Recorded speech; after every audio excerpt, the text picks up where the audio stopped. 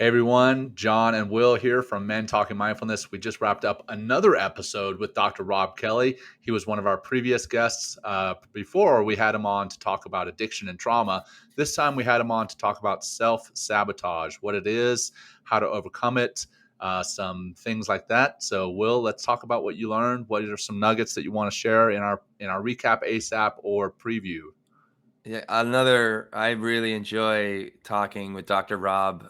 He just is a wealth of knowledge, but he has a certain boldness and brashness that's part of his character. But part of it is he's like gone from like, we were just talking before we recorded this. He went from like, rags to riches, back to rags because he was homeless because of alcoholism for 15 months or something like that, back to riches.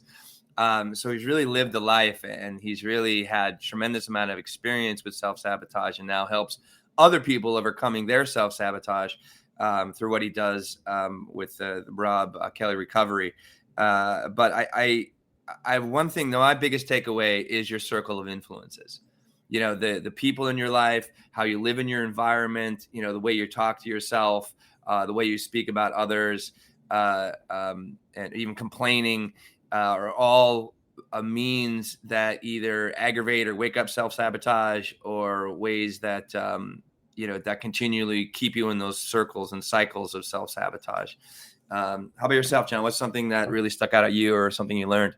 Yeah, I mean, I love that we talked about, the self-sabotage that a lot of us think about is alcoholism and drug addiction, but we also talked about something as simple as, hey, we decide today that we're going to wake up tomorrow to go to the gym, but then tomorrow when the alarm goes off, there's something in our mind versus our brain that convinces us not to go to the gym. And that's self-sabotage. And he talked about the difference between the mind and the brain. And I've never really thought about it that way or heard it phrased that way. So check it out. Dr. Robb, as he did on the last episode, dropping some fantastic wisdom for us. And he also put his number out and a challenge that if you call him and it's not a life-changing 10-minute talk, that he'll give you $500. So that was pretty amazing. So check that out. It'll take, a challenge for you.